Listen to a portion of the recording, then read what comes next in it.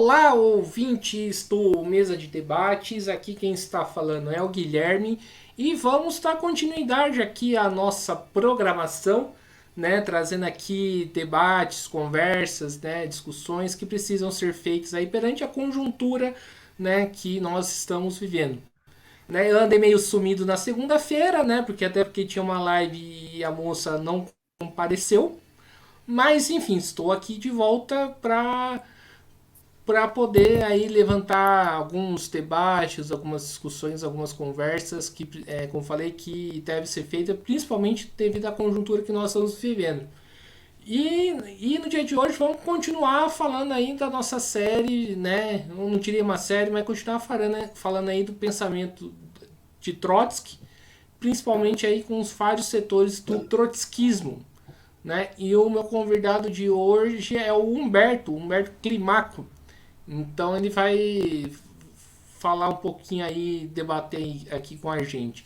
Então, sem muita demora, tudo bem, Humberto? Antes da gente começar, por favor, fale um pouquinho aí de você.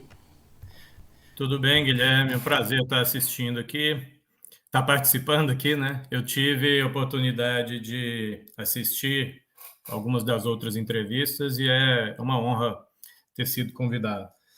Bom,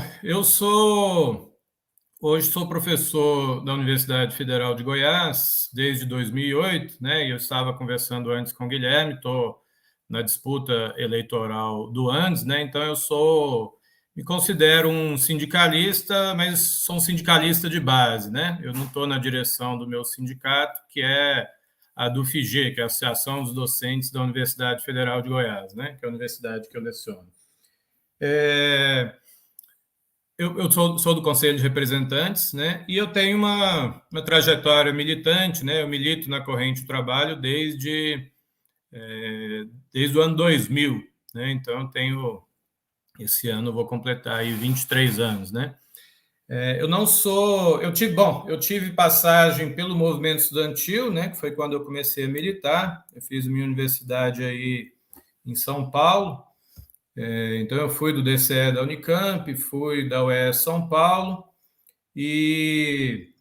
mas como eu estava dizendo, eu não sou estudioso do movimento operário, né? Eu fiz minha graduação em matemática, hoje eu trabalho com História e Filosofia da Matemática. Sou professor no Instituto de Matemática e Estatística aqui da UFG e trabalho e pesquiso temas relacionados à história e à filosofia da matemática. Mas sou leitor, né, do Trotsky, de Lenin, sou leitor da história do movimento operário aí, não profissionalmente, né, mas sou leitor compulsivo desse assunto, né. Então, li várias biografias do Stalin, né, li história da Revolução Russa. Não sou um leitor sistemático, estudioso também, nem do Stalin, nem do Trotsky, né, mas eu procuro estar acompanhando, né, leituras mais recentes e leituras de clássicos, né? Não sei se era isso da introdução. Sou da executiva do PT de Goiânia também. Desculpa interromper. Sou da executiva do PT de Goiânia também. Sou filiado ao PT desde um pouco antes de entrar na corrente de trabalho, desde 1999. Bom, acho que para começar é isso, Guilherme. Obrigado. Então vamos aí para, né, fazer o nosso debate, o Humberto. A primeira questão aí que eu faço para você, né? Hoje nós acompanhamos aí um crescimento, né, do stalinismo, ou se a gente pode chamar aí do neo-stalinismo, né? Com várias, principalmente entre os jovens que não se apropriaram aí direito da história da Revolução Russa e tudo mais. Qual que é a importância de fazer o debate do trotskismo, né, do Trotsky versus Stalin? Qual que é a relevância desse debate hoje na atualidade? Então, eu acho que é bastante importante, né? Eu não entendi, né, da minha história. Eu militava no movimento estudantil numa época em que não existia grupos stalinistas, digamos, ultra-esquerdistas, né? Existia o PSTU, depois o PSOL. Na verdade, o pessoal veio um pouco no final, né, quando eu já estava saindo do movimento estudantil. Quando eu voltei, eu sou daqui de Goiânia, eu fiz minha universidade em Campinas. Quando eu voltei para cá, né, eu fiquei meio surpreso que tinha o P, tinha era PCR na época, né, tinha o PCB, voltou a se organizar, né, eu fiquei meio surpreso. Achei que era um fenômeno um pouco mais regional, né? Depois eu tomei conhecimento que no Rio estava muito grande o PCB e a UP, e depois, né, me dei conta que era um fenômeno nacional, né? Hoje a gente tem a chapa 1 do Andes, por exemplo, está encabeçada por um dirigente do PCB, né? Então o PCB cresceu, é um fato, mas cresceu, digamos, muito maior, né, do que era na minha época de movimento estudantil, mas nem de longe é o que já foi, né? E também não vejo perspectivas de voltar, né, de forma alguma a ser a organização principal dos trabalhadores no Brasil.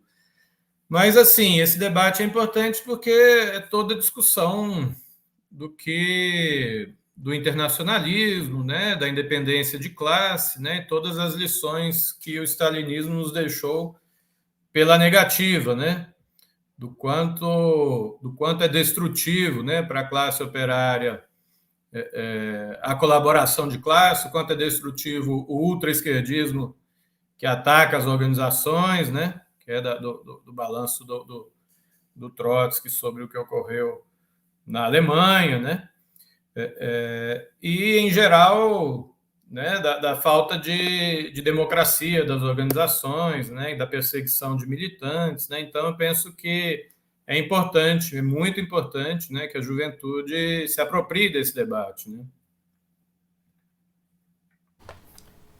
Certo. Então vamos aí para o próximo tema, Humberto, em relação à questão da independência de classe, né?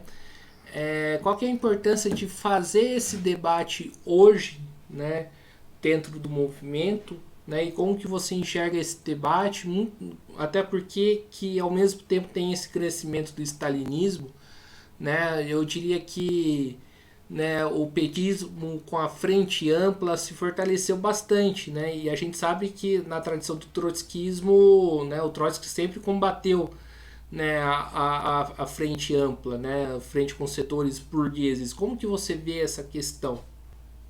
Inclusive para você que é do PT. Então, essa questão é uma questão muito importante, né, e que remete à história, né, do movimento operário, das tentativas que o Trotsky fez em vida, né, da construção do Partido Revolucionário, e remete à nossa história do Brasil, né, porque certamente o PT não é um partido revolucionário, né, mas a discussão é qual é a melhor forma de construir o Partido Revolucionário no Brasil, né.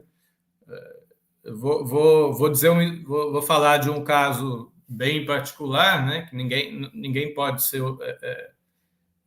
digamos, equiparado diretamente com esse caso, né, mas a gente tem o caso, né, do PSTU, que já vai fazer 30 anos, né, mais de 30 anos, 92, se não estou enganado, se declarou, né, o Partido Revolucionário para o qual as massas iriam se dirigir.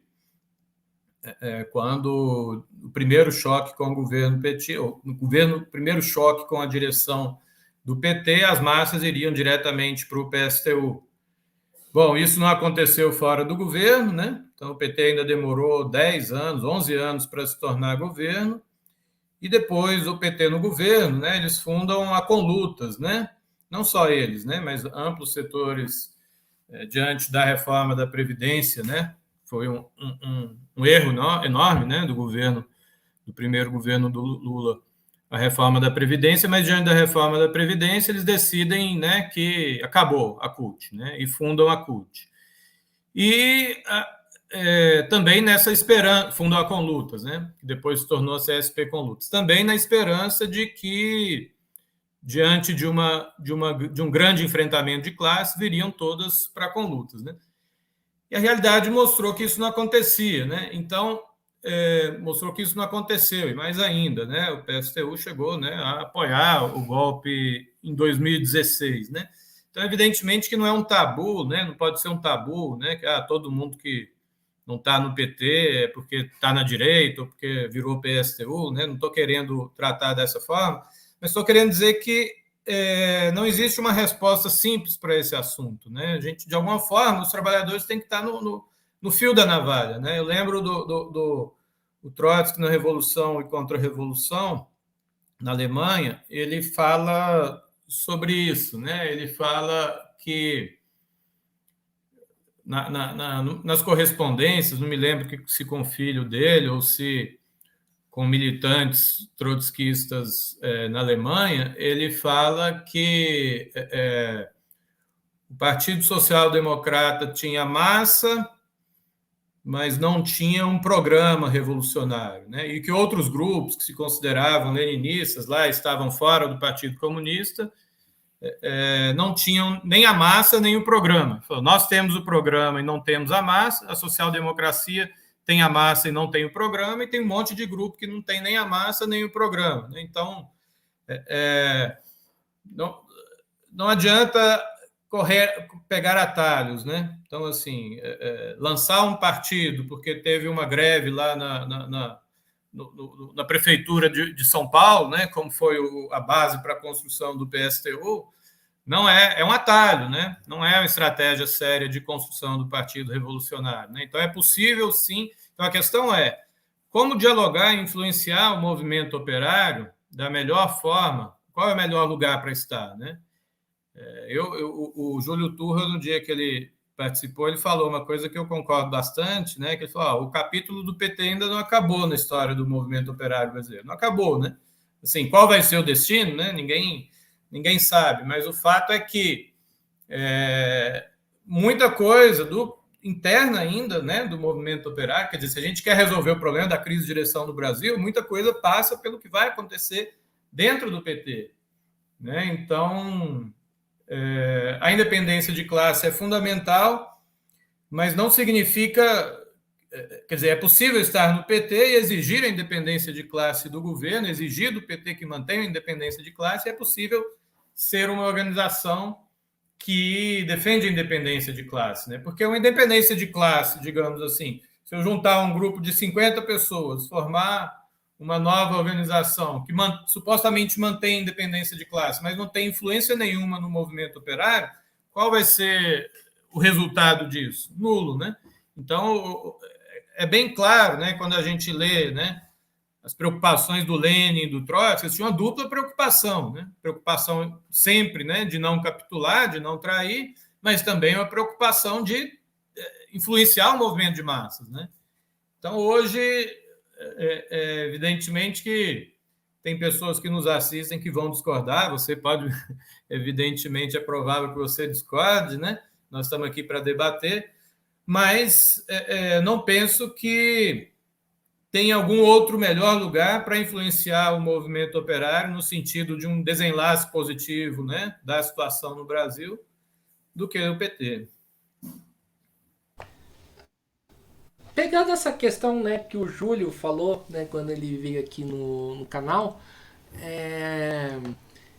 da questão que a história do PT não acabou. E quando que esse livro vai se fechar? Quando que a história do PT acaba, então?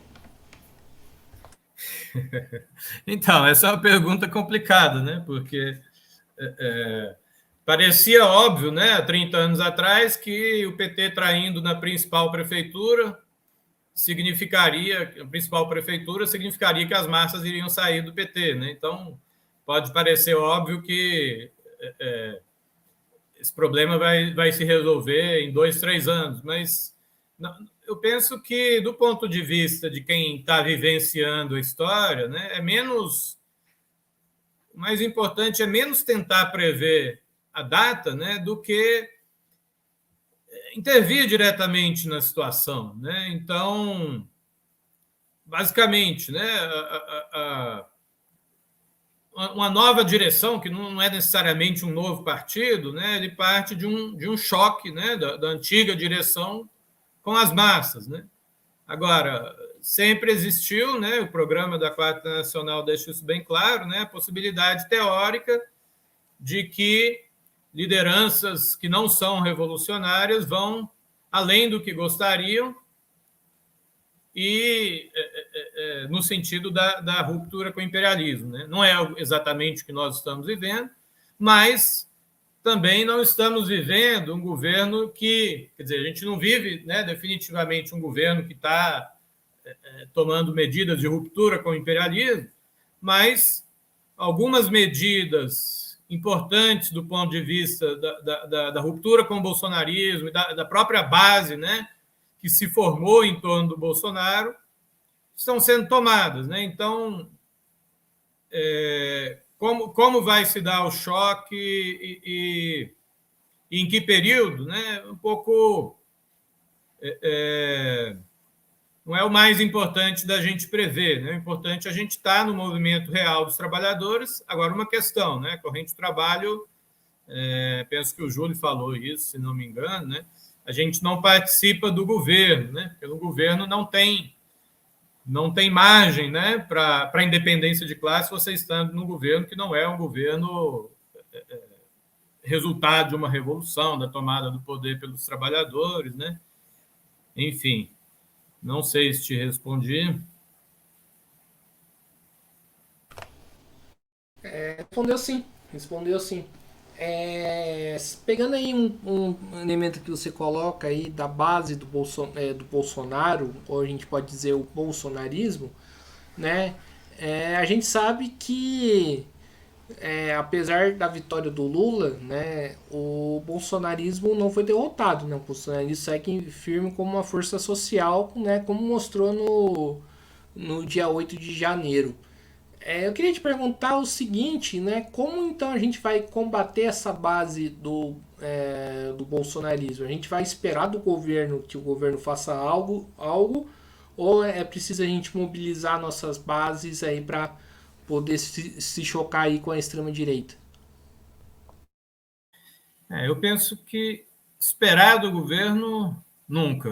Acho que a gente pode, por exemplo, né? Você estava me relatando das manifestações pela revogação do ensino médio, né? Então, são manifestações reais que não são necessariamente pró-governo nem contra o governo, né? Em última análise, são manifestações que contrariam a posição do ministro da Educação, mas para muita gente é natural que muita gente acha que é uma manifestação pró-governo, porque o Lula entrou e o Lula vai querer revogar esse ensino médio que é um crime, né? Então, mobilizar, eu acho que esse exemplo é muito bom, né? Porque mobilizar pelas reivindicações próprias, exigindo que o governo as cumpra, é a melhor forma de você mobilizar de uma maneira que tanto pode ser uma forma, né, de empurrar o governo a tomar uma medida que vai exigir outras, né? Porque se o Lula começar a tomar medidas de ruptura, né, vai exigir novas medidas que a sustentem, como também pode ser uma forma de preparar um movimento independente. Quer dizer, de todos os modos, é necessário organizar um movimento independente. Se o governo atender, melhor. Se o governo não atender, pode se tornar uma base para um movimento de questionamento do governo, né? de questionamento da direção que hoje é reconhecida pela classe operária. Né? Acho que aí fica a pergunta: o governo Lula pode ser considerado um governo burguês, ou Humberto? Rigorosamente é um governo burguês, né? Não tem muito que não tem muito que florear, né? Não vou inventar nada aqui que quer dizer, não é um governo fruto nem é um governo fruto, né, de um movimento revolucionário, nem é um governo que começou nenhum tipo de expropriação, né?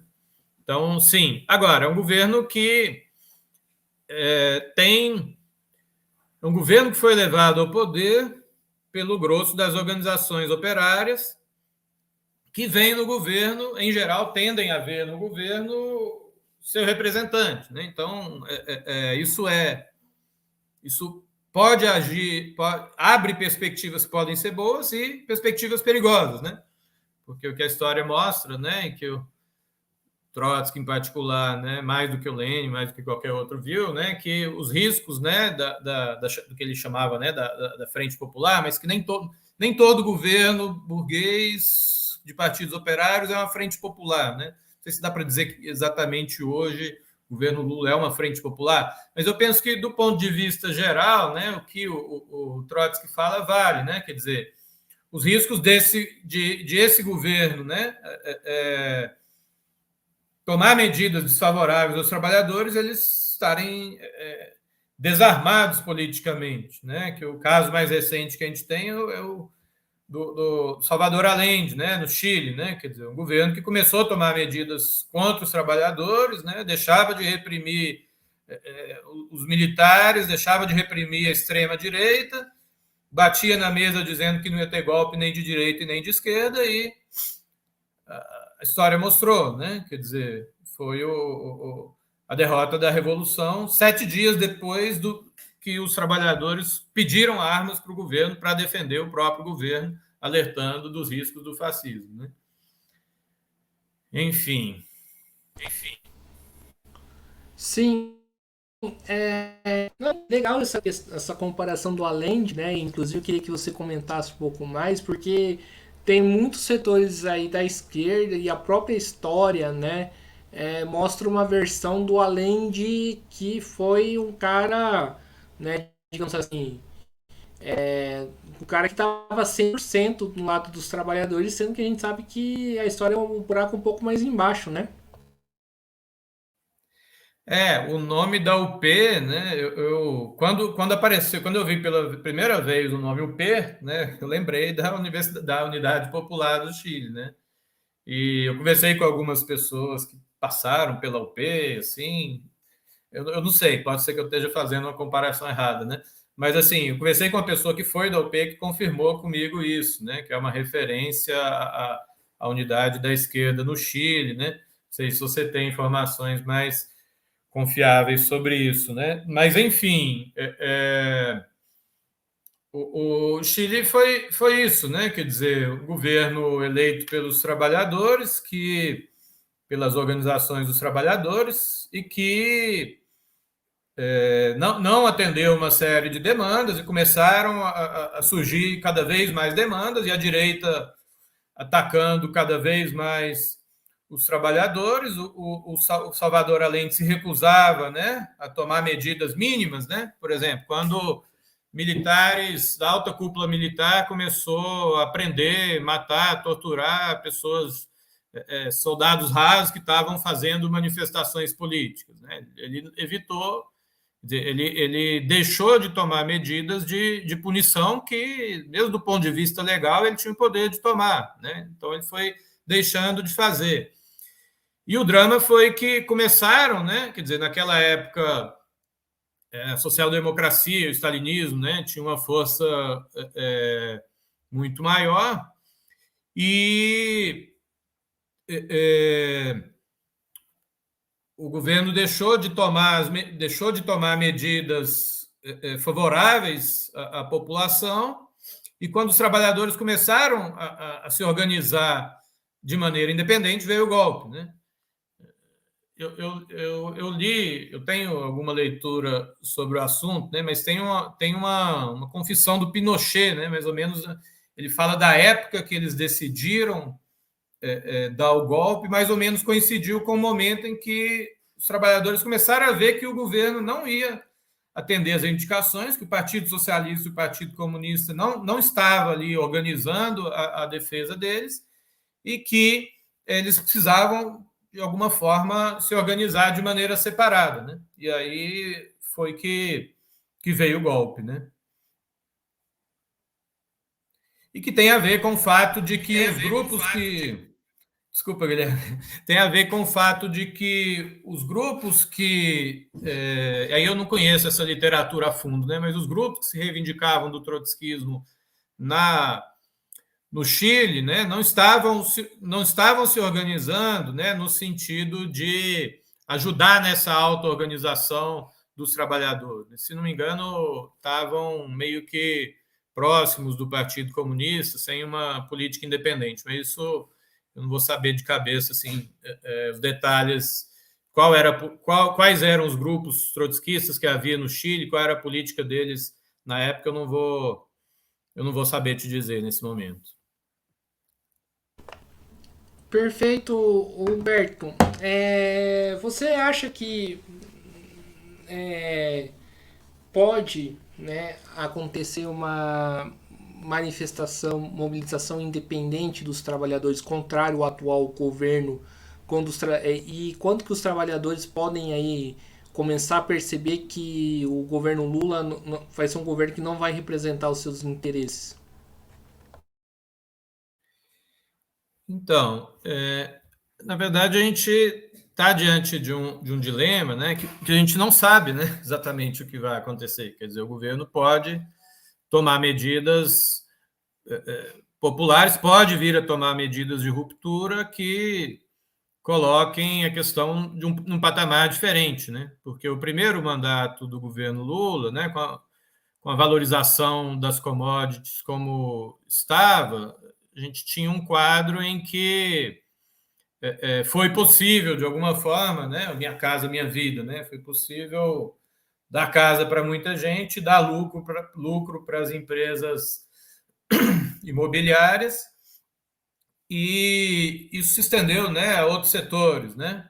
Quer dizer, foi possível fazer concessões importantes aos trabalhadores, mais médicos, a política da Petrobras, né, sem romper com a burguesia. A gente está numa situação diferente, né? Agora, tem medidas do Lula, né, que não são, nesse momento, né, de forma alguma, podem ser caracterizadas ainda, né? Há medidas de ruptura com a burguesia, mas são medidas que, por exemplo, quando vai discutir a questão dos juros, né, ele não consulta o Alckmin, ele não consulta a Simone Tebet, né, ele não consulta a base, digamos assim, da frente ampla, né? Ele sabe que para gerar empregos precisa cair os juros, precisaria, né, de um Banco Central independente, e está se declarando abertamente nesse sentido, né?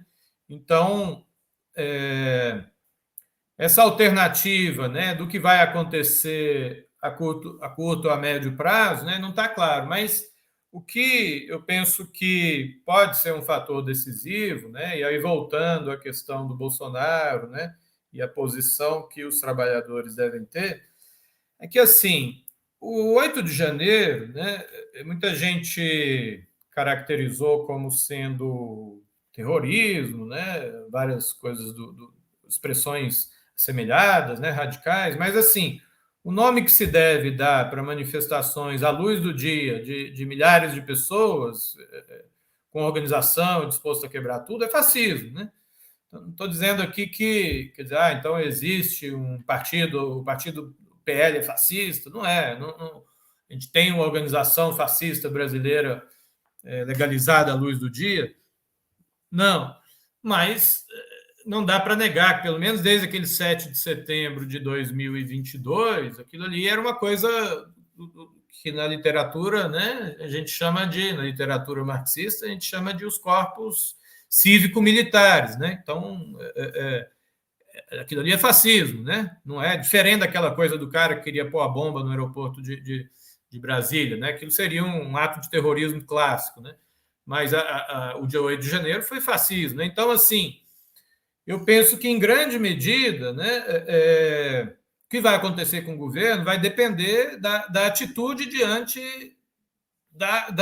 do bolsonarismo e das diversas tentativas de conciliação que podem vir a aparecer, que já aparecem, né? Então, assim, se o governo for até as últimas consequências na tentativa de punir os bolsonaristas, vai ter que fazer um esforço, né? Eu estou pensando no governo, mas mais amplamente, né? Nas mobilizações que vão precisar ser feitas, na posição dos parlamentares petistas, vai ter que ser feito um esforço de punir quem financiou, né? E quem financiou provavelmente não são os caras pequenos ou até médios, né? Prenderam aqui um cara aqui em Goiás, prenderam o presidente da Associação Comercial de Rio Verde. Um cara, não é um cara, né? Uma das pessoas que estavam lá perdidas, né? Um ambulante que estava lá perdido no dia 8 e não foi avisado que ia sair, que seria preso no dia 9, mas também não é o que provavelmente foram os financiadores, né? Então, assim, quem foram os financiadores, né?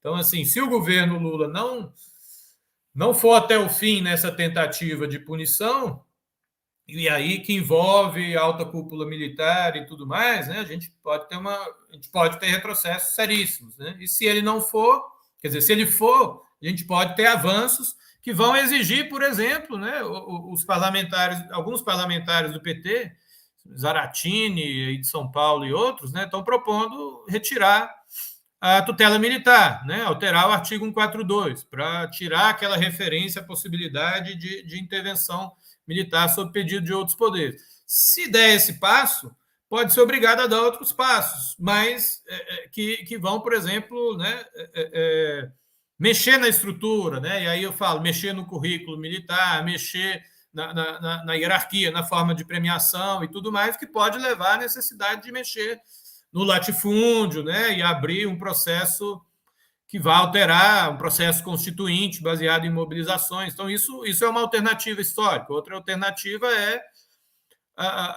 o bolsonarismo ser indo perdoado pelas beiradas e voltar a crescer no momento de possível crise social, né? Eu acho que a melhor forma de pensar o governo Lula é nesse sentido, né? Nas perspectivas históricas que se abrem, né? Não no sentido de se vai trair ou não vai trair, porque evidentemente que tendo um grande choque, né, os trabalhadores se colocam a necessidade de se organizarem de uma maneira diferente, mas eu penso que a tarefa imediata é exigir do governo revogação do ensino médio, ampla reforma agrária, revogação do entulho aí deixado pelo Bolsonaro e pelo Temer e punição de todos os bolsonaristas sem distinção. Sim, sim. Indo numa questão mais, não sei se é mais teórica, né? Durante a história do trotskismo, a gente acompanhou várias vertentes do trotskismo, né? Tem uns morenistas, né, no caso do PSTU, os mandelistas, né, os pablistas, né? Como que você vê essa divisão toda, né? E acho que a pergunta que a gente tem que fazer, principalmente nesse momento de crise internacional, né, é como unificar essas diferentes tendências do trotskismo. Então, o como unificar é um problema difícil, né? Você deve saber também quanto eu, né? Eu vi a resposta, eu vi uma parte da entrevista do meu amigo goiano Renato Dias, e ele fala muito dessa questão, né, de que o trotskismo tem quase com DNA de rupturas, né? Mas a gente precisa ver, né? Eu queria falar um pouco sobre isso. Assim, rupturas acontecem em todo momento em diversas organizações. Assim, eu lembro do PCdoB em São Paulo, assim, eu acompanhei várias rupturas, eu acompanhei aqui no PCdoB de Goiás várias rupturas também. O que acontece é que muitas vezes a pessoa é absorvida por algum aparelho, né? Então, o Dino foi absorvido pelo PSB, alguns são absorvidos pelo PT, a Marina saiu do PT e foi absorvida por outro partido. Então, essa questão das rupturas, elas são resultado da pressão gigantesca, né, que existe, né, do imperialismo sobre as organizações, né, e as organizações que não são de massa, né, têm uma tendência maior nesse sentido. Mas é uma coisa que acontece, né, nas diversas organizações operárias. Acontece que, em vários casos, não leva à formação de outra organização, mas em outros casos também leva. Mas, assim, da história, assim, da questão da unificação, eu penso que ela só pode se dar na prática, né? A partir de questões bem bem concretas, né? Hoje, assim, os grupos que eu conheço, né, que têm referência no trotskismo, tem uma política, quer dizer, então, a maioria deles está no PSOL, né? A gente tem aí o PCO e o PSTU, né? Assim, eu não vejo que de imediato vai surgir alguma questão prática que venha tornar possível minimamente uma discussão sobre a unificação, né? Mas, assim, da história, né?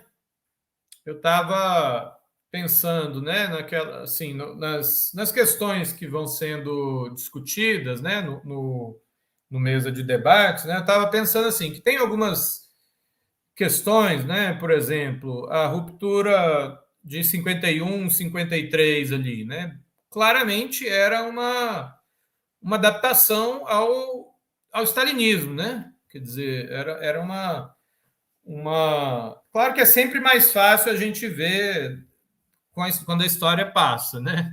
Assim, para as pessoas que tinham lá a duras penas sobrevivido à guerra, né? E tinha visto, assim, milhares de militantes morrer ali no meio da Segunda Guerra, né? Morrer na mão dos stalinistas, morrer na mão das suas próprias burguesias, morrerem na guerra, né? Quer dizer, era muito mais difícil para eles do que para nós, né? Mas tirando essa questão, né, e analisando friamente, quer dizer, era uma adaptação clara ao stalinismo, né? Dizer, ó, agora existe o stalinismo, existe o imperialismo, a gente tem que estar num campo, né? E aí fazer o entrismo sui generis, né? Que no Brasil, né, acabou virando o posadismo, né? Quer dizer, então, um negócio que era uma espécie de ultrapablista, né? Assim, pegou algumas características do pablismo e exagerou, né? E depois, né? Quando esses exageros do pablismo, né? Estava falando do exagero do Posadas, né? Mas quando as tendências mais exageradas do próprio pablismo entraram assim, foi reconhecido, né, pelo próprio grupo, né, que comandava a Internacional, mas depois, com a própria direção do Mandel, né, quer dizer, o que é o capitalismo tardio do Mandel, se não a negação da análise que o Lenin fazia do imperialismo, né? Que o Lenin dizia que o imperialismo era a reação em toda a linha, né? O capitalismo tardio é uma espécie que a gente do capitalismo vai para outro capitalismo, vai para outro capitalismo, como se de crise em crise o capitalismo fosse sempre sobreviver, né? Então, me parece que, em primeiro lugar, né, tem essa adaptação ao stalinismo da cúpula da antiga Quarta Internacional, né, que depois se tornou o Secretariado Unificado, e aí tem vários grupos que se perderam, né? Quer dizer, então, da nossa leitura, né? A partir do processo a partir da Seção Francesa, começou um período de reorganização em 53, a busca de outras correntes internacionais. E aí tem a longa história da relação com a Inglaterra, da relação com os Estados Unidos, e a reproclamação da Quarta Internacional em 1993. No meio desse caminho ficaram vários grupos intermediários, né? Por exemplo, né, os morenistas, o PCO, né, que a princípio era ligado ao Altamiro, né, da Argentina, hoje acho que é um grupo totalmente independente, né, mas que, assim, no meu modo de ver, né, eu fiquei impressionado que o PSTU até 2016 ainda vendia, ainda deve estar no site deles, né, Revolução e Contra-Revolução na Alemanha, né, mas me parece um negócio muito claro, né, que assim é difícil a gente entender, né? Mas assim, parece que não basta ler, né? Você que é militante, você sabe, não basta ler, né? Tem que vivenciar determinadas coisas, né? Mas é impressionante como, né, o que está ali, eles aplicaram exatamente o oposto, né? Do que está ali no Revolução e Contra-Revolução da Alemanha, né? Sim, não sei se a gente situa um pouco as pessoas que estão nos assistindo, né? Mas basicamente Revolução e Contra-Revolução na Alemanha é uma série de escritos do Trotsky ali no período, não vou saber as datas exatas, né? Mas no período ali bem próximo da ascensão do Hitler, né? E é uma tentativa quase desesperada, né? Mas muito lúcida, né? Extremamente lúcida, de fazer mudar a posição do Partido Comunista Alemão, que era basicamente dizer que a social-democracia era pior do que o fascismo. Então, o fascismo vencer pode ser bom para as massas perderem a ilusão na social-democracia, tinha todo tipo. Chegou a participar do plebiscito vermelho, né, organizado pelo Partido Fascista contra o governo, que tinha participação da social-democracia. E assim, em 2016 não era exatamente, né, nunca as coisas são exatamente iguais, né, mas era uma coisa muito semelhante, né, era óbvio, né, que por mais que tinha uma série de capitulações ali do governo Dilma, né, inegáveis, né, nós tivemos à frente das mobilizações pelo Fora Levi e outras, né, mas era óbvio que, quer dizer, não tinha, não eram manifestações de trabalhadores cobrando melhorias, né, as manifestações lá com o metrô pago na Paulista, era a burguesia, né, cobertura da Globo e tudo mais. A burguesia tinha um interesse que era fazer, né, a burguesia depois, né, se arrependeu, setores, né, se arrependeram do que virou o Bolsonaro depois, né, mas assim, era a burguesia que estava agindo ali, né, e muito mais coesa do que agora, né, então assim, mas a gente vislumbrava isso, né, a corrente de trabalho e amplos setores do movimento operário, de dentro e de fora do PT, vislumbravam isso, que esses caras querem é fazer um regime de terror que vai durar não sei quantos anos, né, assim, não sei se a gente imaginava uma coisa como o governo Bolsonaro, mas assim, a gente experimentou um pouco do que a gente mais temia lá em 2015, 2016, né? Então, eu vejo que alguns dos ensinamentos mais básicos, né? E o PCO criticou muito o PSTU na época, mas parece que agora eles meio que, quando eles elegem o inimigo principal, o STF, né? Parece que também é um negócio um pouco assim. Porque eu tenho acordo, né, que a possibilidade de uma colaboração do governo com o STF, isso criar uma união nacional, é algo perigoso, e é mais perigoso do que uma união direta com o bolsonarismo, né? Porque uma união, digamos assim, se o PT ficar totalmente subordinado ao STF, né, isso vai levar ao impedimento de tomar as principais medidas de governo e outras que serão necessárias, e vai enfraquecer, né, o governo e fortalecer o bolsonarismo, fortalecer um descontentamento que hoje é o bolsonarismo, né? Mas daí para, né, dizer que o Alexandre de Moraes é pior do que o Bolsonaro, né, que fica parecendo essa coisa, né,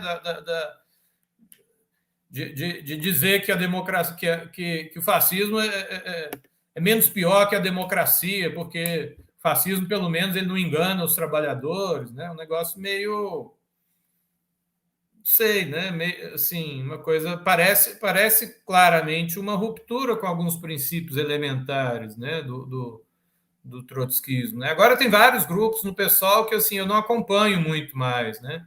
A DS eu acompanhava muito no PT, se não me engano, hoje é a Comuna, né? Que é o grupo ligado ao Secretariado Unificado.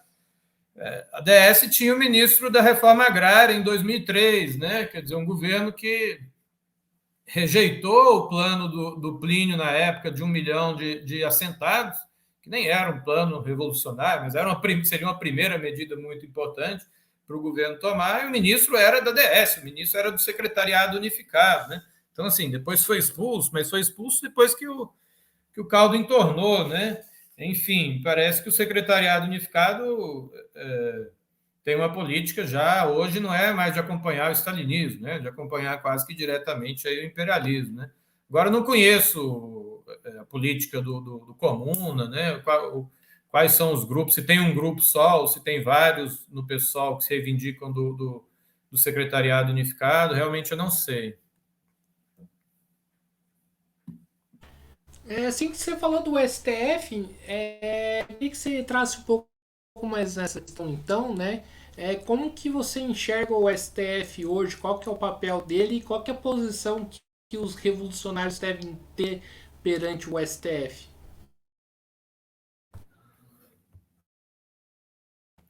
Então, o STF, a gente costuma dizer que ele é o bunker da classe dominante, né? Ele é vários golpes pelos quais o Brasil passou, nunca se fechou o STF, né? O golpe de 64 foi referendado pelo STF e respeitou muito o STF, né? O máximo que se chegou a fazer foi aposentar alguns ministros, né? E eu estou falando do golpe de 64, mas os anteriores também, né? Então, o STF ele é um guardião aí da burguesia, né? Agora, é inegável que teve um choque, né? Dizer que, né, isso é uma coisa meio de seita, né? Dizer que, não, STF, que eu estava dizendo do PCO, né? Que o STF e Bolsonaro são a mesma coisa, ou o Bolsonaro é pior, né? O bolsonarismo é uma forma de fascismo, né? Apesar de que não tem um partido, né? Não tem uma coesão doutrinária, né?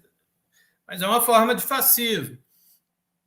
Nos choques que aconteceram ou venham a acontecer, tem situações em que, evidentemente, né, uma coisa não dá para negar, que é um avanço o fato de que tem uma disposição agora do Alexandre de Moraes de julgar no STF e não no STM, né, que é a excrescência do Superior Tribunal Militar, os militares que participaram direta ou indiretamente do 8 de janeiro, né? Então, não dá para negar que isso seria um avanço, né? Por outro lado, sobretudo não ficar reboque, né? Eu penso que o mais importante é não ficar reboque do STF, né? Porque, enfim, o STF tinha um assessor militar, não vou lembrar o nome dele agora, talvez você lembre dessa história. Ele tinha um assessor militar sem nenhuma formação jurídica que estava lá no período do Temer para dar as ordens, né, para os ministros do STF. Então é um negócio que não se pode. A questão central, talvez do ponto de vista histórico, né, mesmo mais importante do que, digamos, militarismo, bolsonarismo ou não bolsonarismo, é a necessidade da ruptura com a tutela militar que está na Constituição brasileira, está consagrada na Constituição brasileira. Um pouco mais que o artigo 142. Eu li aquela minuta do golpe do Torres, né? É mais ou menos um 3.9 até um 4 alguma coisa, é todo o arcabouço ali da defesa e tudo ali. Curiosamente, a minuta do golpe não usava o artigo 142, usava um 3.9, usava um 4.1. Então, a necessidade de romper com a tutela militar exige uma revisão da Constituição. Agora, essa revisão da Constituição vai ser feita pelo atual Congresso? Não, nós acreditamos que uma Constituinte pode rever isso e pode ser um ponto de apoio extremamente importante para a mobilização dos trabalhadores e para a auto-organização.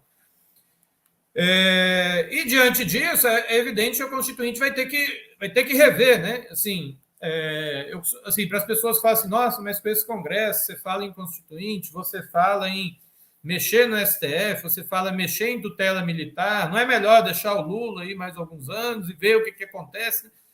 É um risco, né? Porque foi isso que foi tentado da outra vez, chegamos ao golpe da Dilma, chegamos ao bolsonarismo, né?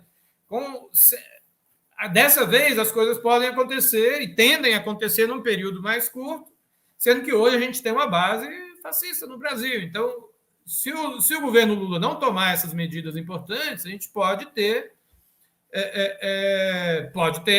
um golpe mais violento, pior do que aquele que aconteceu com a Dilma, né? Mas tentando te responder mais diretamente, né? Posição diante do STF, primeiro, tem que ser de absoluta independência, e segundo, é claro que vai ter que ser revisto, né?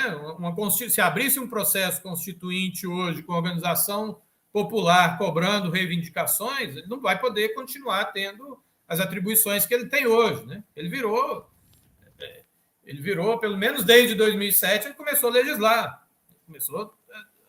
E no período da Dilma era um negócio, né, assim, passando completamente por cima das suas atribuições. Então é necessário rever profundamente a função do STF, né? Não podemos ficar subordinados a ele, né? Mas é um grande consenso, né? Não sei se você lembra, na eleição de 2018, né?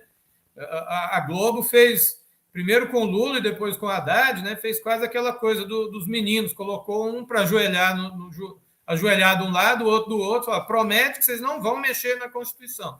Agora, da parte do Bolsonaro, nunca foi uma constituinte. Atenção, porque ele falava em mexer na Constituição a partir de um conselho de notáveis, né? Acho que o Mourão chegou a falar mais sobre isso, né? Conselho de notáveis para mexer na Constituição. Evidentemente que a burguesia tem medo de que um processo constituinte não vai aderir ao bolsonarismo, vai ser fruto de um processo de ampla mobilização que vai necessariamente ter que avançar sobre o que permitiu o bolsonarismo chegar onde chegou, em particular sobre a tutela militar.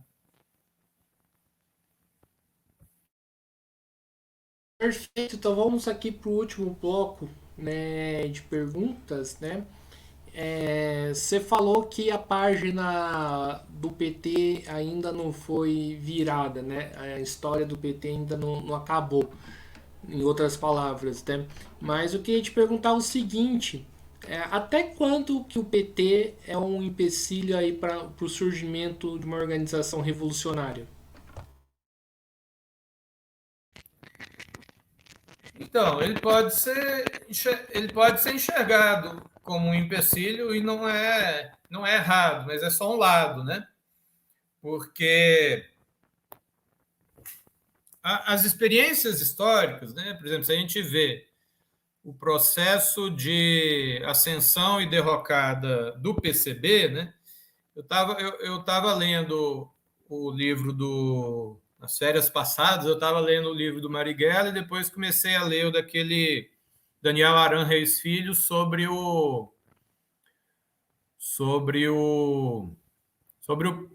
Prestes. E assim, a gente vê como ele faz um relato de como estava a direção do PCB no exílio, né? E a gente vê que eles estavam se preparando para voltar e dominar as organizações da classe operária igualzinho era antes, né? Só que assim, tinha um detalhe no meio do caminho, né? Um detalhe que eles não resistiram ao golpe, eles não reconheceram que ia ter golpe, não prepararam a luta contra o golpe, ora dizendo que o Jean Goulart era igual ao FMI, todos que queriam derrubá-lo, ora dizendo que ele tem um esquema militar de confiança nossa que vai protegê-lo, mas o fato é que eles confiaram em todo mundo, menos nos trabalhadores, para impedir o golpe de 64. E depois do golpe não organizaram a greve geral.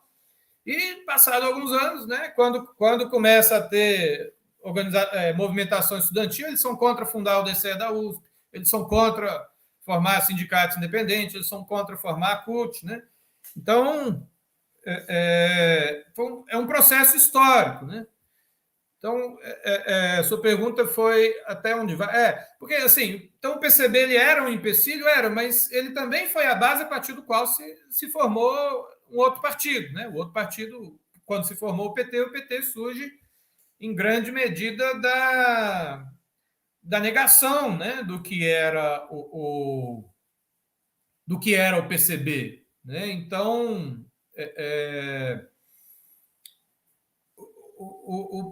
o PT ele pode ser um empecilho, pode ser um ponto de apoio, mas, sobretudo, a questão vai se decidir na arena da luta de classes. Né?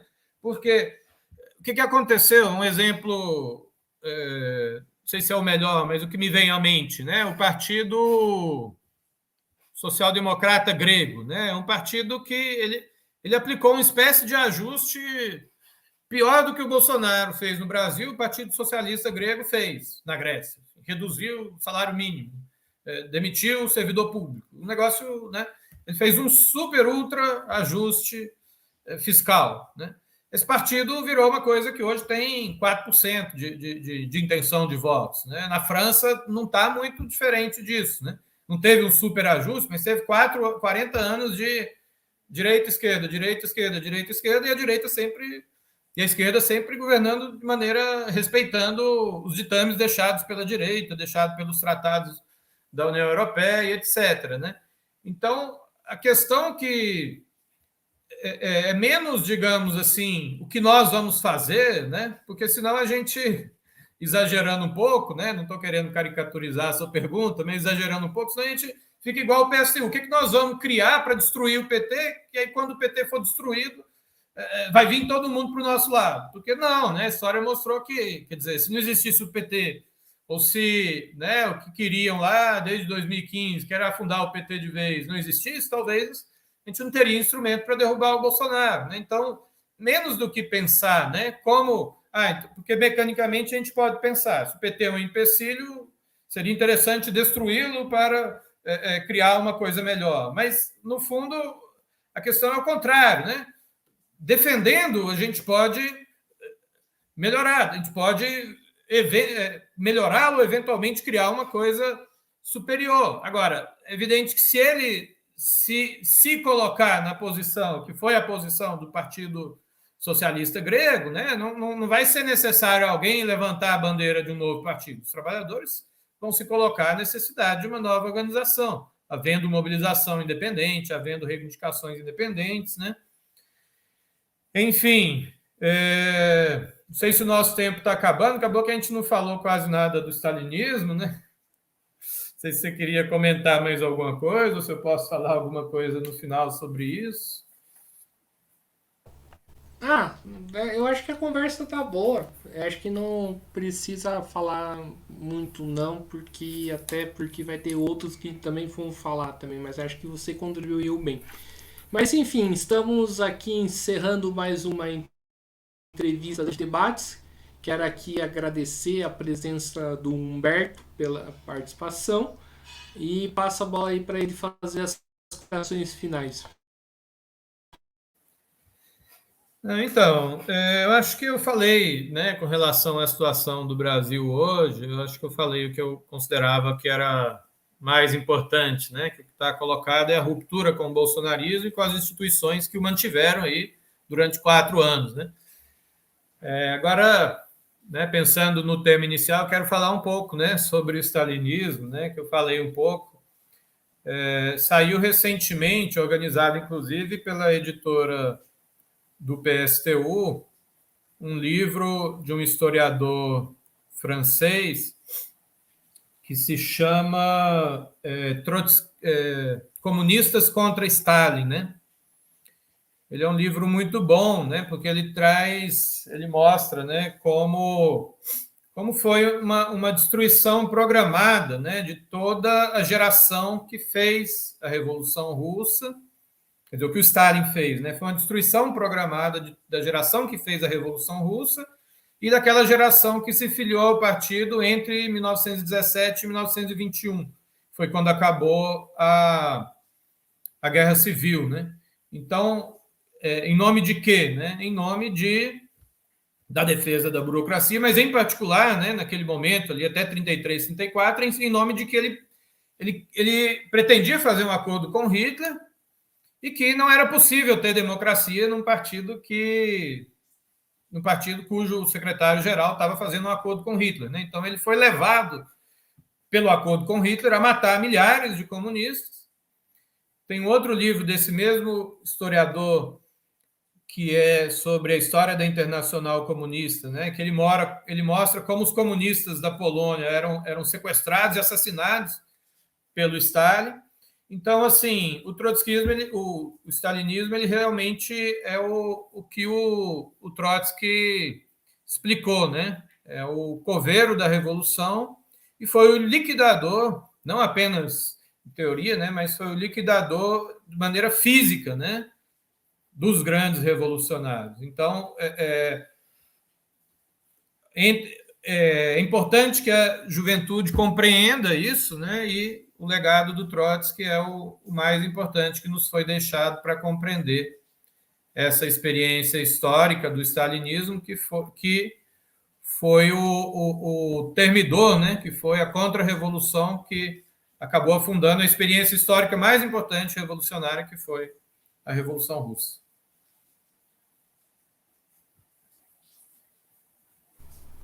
Então é isso aí, pessoal. Né? Estamos aqui encerrando a nossa entrevista. Mais uma vez agradecendo ao Humberto, também agradecendo a você que estiver nos assistindo. Lembrando de se inscrever no canal podcast Mesa de Debates de Tudo Um Pouco. Acompanhe o nosso trabalho, curta, compartilhe, comente esta live e outras entrevistas, matérias e também programas que nós produzimos. Também curta a nossa página do Facebook, podcast Mesa de Debates de Tudo Um Pouco. Siga a gente no Instagram. Quem quiser contribua aí com o nosso Pix, 385 007 02800 CPF.